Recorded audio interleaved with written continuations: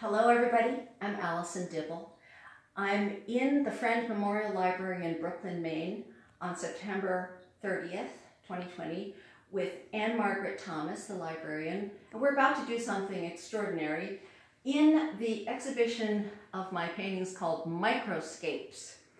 And so Anne will just briefly show you what this is like, and if you're interested in these paintings, you can see more on the library's webpage for a limited time. And that's www.friendml.org.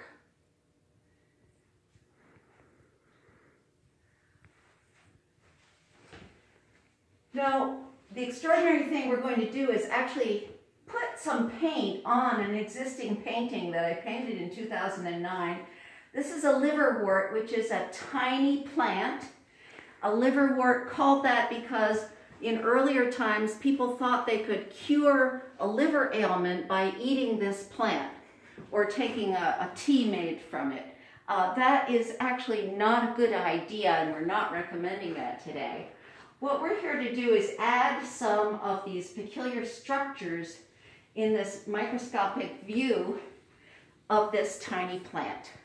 We already have some gemmi. These are the asexual reproductive bodies. They're star-shaped, and they're really just a relatively few cells each.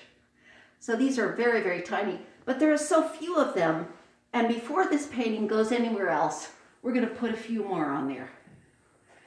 And they're star-shaped, but they're not perfect stars.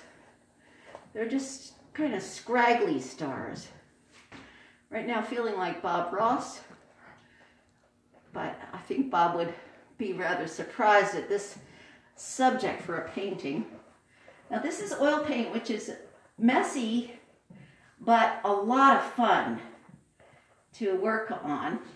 And this is the palette that I'm using. This is a palette that I used for going outdoors, and it was has been very successful for that. You have to watch out that it doesn't get blown over on a windy day.